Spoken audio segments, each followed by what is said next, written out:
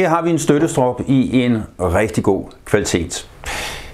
Normalt så, i hvert fald her i Danmark, er vi vant til, at på støttestropper, der sidder der en meget stor maxikrog herude. Denne her, den er født med noget, der kan minde om maxikrog. Den virker på samme måde, men den er lille og kompakt. Der er noget beskyttelse her på rebet, så når man kommer det rundt om et emne, så bliver rebet ikke lige så hurtigt slidt.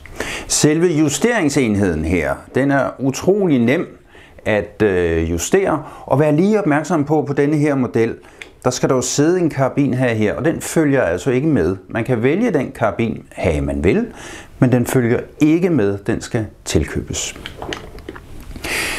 Det gode ved det her er også, til dig, der måske er ude at rejse som montør, den er ikke bare godkendt, altså CE-mærket er godkendt her inden for EU, den er også godkendt til brug i Nordamerika og Canada. Og det vil så sige, så er vi der, hvor vi kalder det et globalt stykke faldsikring, så man kan stort set bruge det over hele verden.